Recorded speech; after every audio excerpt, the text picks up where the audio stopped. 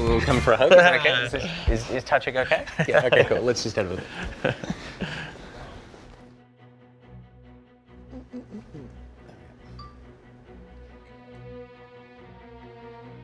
My name is Geoff Goodman. I'm the lead hair designer on Overwatch.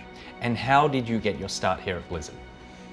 Man, I got my start at Blizzard. I was in tech support actually, working on Diablo 2 expansion came out. So it was a long time ago, but I was working on the phones, actually answering calls, and kind of worked my way up from there. And it got a job on the World of Warcraft team before that came out. So I worked on that game for quite a while. And you said you did World of Warcraft. Was it that, and then you moved on to Overwatch, or? Yeah, well, in between there was a project in between that didn't see the light of day, but past that we got to work on Overwatch, so that all worked out. That thing we don't talk about.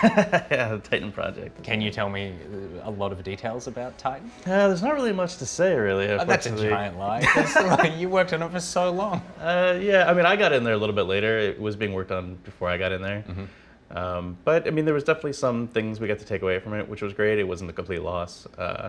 It had some similar, not quite the same, but it had some mechanics that we got to use, like Tracer, sort of inspired very heavily by a character we had in the previous game. So, I've given interviews in the past, people are like, oh, it's the first character we did. It's like Tracer. Like, really? That's surprising. I thought it was surprising it's that complicated. It's like, yeah, well, we sort of had, we had some play tests with a character before in the previous game, and we sort of kind of fell in love with some of the design of that character. So we knew when we were working on this, we're like, well, let's start with what we already know we really liked, and start there. So that's kind of how Tracer became the first one because of that.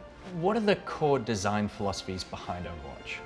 In general, we're just trying to make things really fun, obviously. I mean, that sounds super generic, but we have really great tools. So we'll put stuff in the game, and then we iterate on it really hard. And we're all playing all the time, and we're all giving feedback. And so it's not necessarily all about, like, we don't do the thing where we, like, create the design Bible. I've heard, some people call it that, or some companies with that, where they create, like, it's like, this is the document, this is what we work on, and then you kind of build that out. You kind of have that as a wireframe. We're a little more fluid. Like, they're like, let's try this thing. Okay, that didn't work. Let's try this thing. And, like, as long as you can iterate really quickly, we find that it's really good because we can pivot really easily. Like, okay, that didn't work. Let's go a different direction. Or, like, we really like that. Chase that down. And so, I think for better or for worse, some people wish it were a little more, especially the producers. They would love if we were a little more structured. It's like, that's a pretty core tenet in how we tend to approach the design of this stuff. So it's helped us a lot, especially in the post-Overwatch launch days where we've started releasing heroes after release. It's not like we had this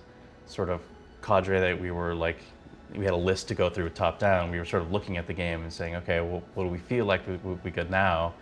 Maybe we did have a thought of who we would want to work on, what we thought would be cool at post-release, but then we got to the point where, we're in a different space now. We know more than we did before, so maybe we can change what we know. So it's very flexible that way. I think it helps a lot.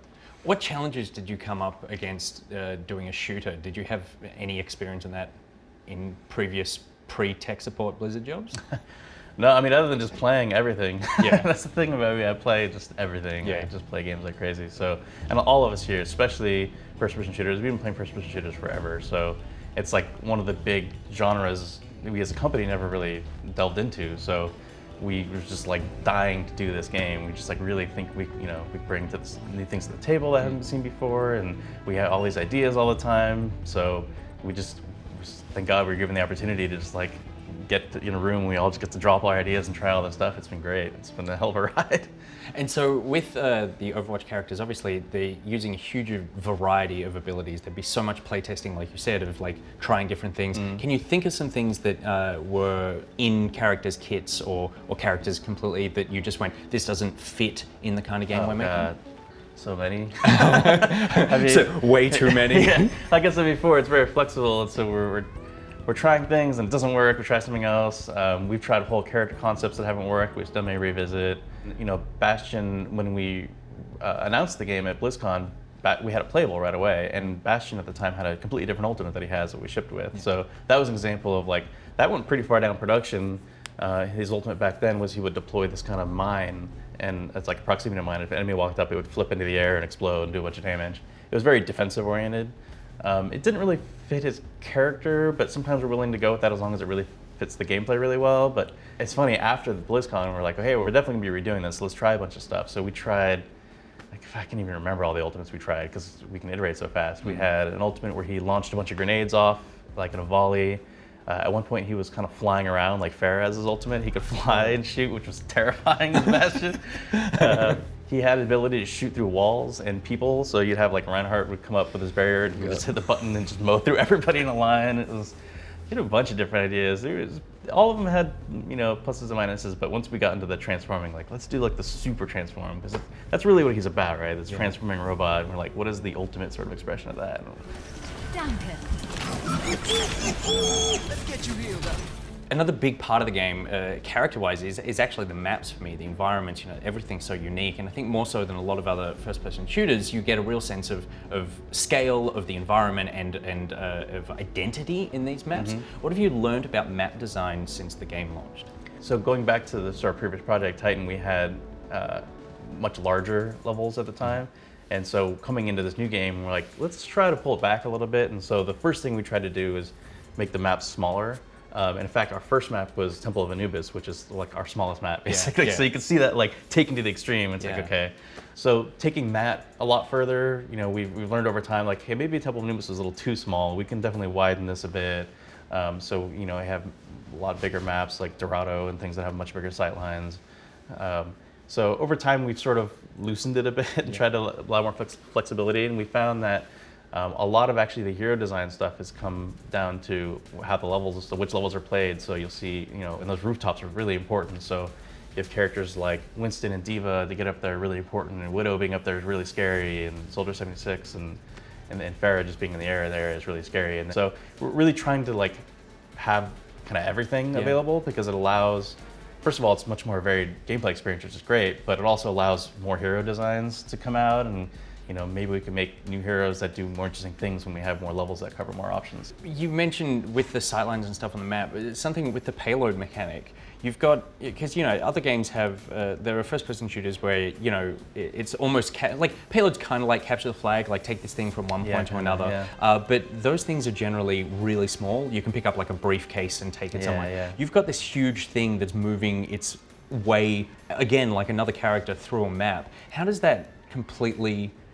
pretty much fuck with just map design and characters there? It's pretty crazy. We actually had, you reminded me of this prototype map we tried once that had a gigantic payload, because we were wondering along the same lines you're thinking, is like, we have this payload a certain size and it makes things wide, but what if we had like a really big one? What would that mean? How big were you talking? It was like a room. Yeah, right. It was like you could actually hide in the payload and fight inside of it. I think the kit at the time, it was like a big robot you were like fighting in, and it was walking. It was a really cool idea. What happened was kind of what you're just alluding to, which is you have to make this huge space for this thing to walk through. So wherever the payload isn't is just like this wide open area, and it's like, well, man, like Pharah a Widow is really Pharah, good on this map. I don't know, like Reaper has no chance of playing on this map at all unless you just sit on the, in the payload. So that was kind of a disaster in some ways. I mean, that's another example where we just like iterate though all the time and try different things. And the payloads even now are a little bit different sizes. The one in Route 66 is a little smaller. But we tend to make them big enough so you can hide behind, because part of the strategy of pushing it is being able to use it for cover and things. But we've talked actually in the past about doing, what if you did a really small one that you kind of was like a person or something, and you had to protect them and walk with them or something. So don't do escort mission. Don't do it. Automated movement is fine. Don't let them go off somewhere else. Yeah. This might send you into a depression tailspin. Do you have anything where you look back on and you go, oh, we totally could have done that better?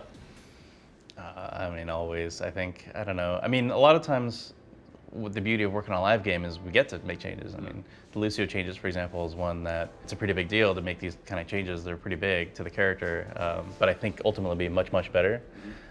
So that, that's an example of, I think it's really good because we're able to go back. I think, what was the other, maybe a bunch of Bastion changes recently too. That was another example of like, we knew he's a character that's like really hard to deal with at the low end when you just start playing, and then at the top end when you're playing for a long time, he's not really playable. So we kind of knew that going into, so we were like, well, there were some changes actually earlier, like we took off he used to have the shield in front of him, we took that off, so it was like, okay, maybe, give him a lot of damage, so he's if you're skilled and able to shoot people really accurately, he's super deadly, and maybe the really good players can protect him and have a lot of strategies around him, but the lower end players, maybe they just are able to kill him because he can't move and he doesn't have the shield anymore, but that didn't quite work out. So the latest changes are a little bit different. So I think he's a perfect example. I keep mentioning Bastion, he's probably the most iterated on character total right now, so.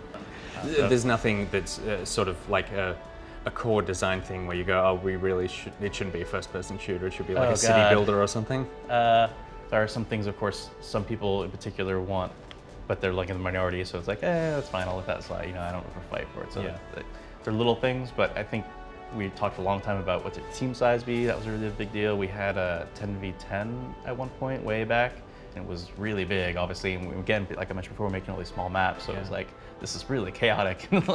And I imagine not just map size in terms of the interplay between all these abilities, there's almost too much to coordinate. Exactly. And also felt like when you get really big numbers like that, you're just sort of like I'm just playing off to the side, almost by myself. Like I don't really know what's going on. Like the main force is pushing, one of the groups, I'm just one of the people. Yeah. But as we start to lower the number, you start to realize or it starts to feel more like, okay, I'm like really core. Yeah. And the choices I'm making with my team and everything were more like a cohesive unit. And to get through this choke point, we really need to all work together. So we started liking where that was going a lot better. So that's kind of where we ended up there. So a lot of the decisions early were decisions based on that kind of feeling where we wanted teamwork to really be strong. Yeah, I think that what you said as well about feeling useful on a team when you're making those team comps at the beginning of the game and it goes, you need a support hero or you need tank or damage or whatever. Yeah. Part of that is going, okay, to be, you can't just have 5 healers.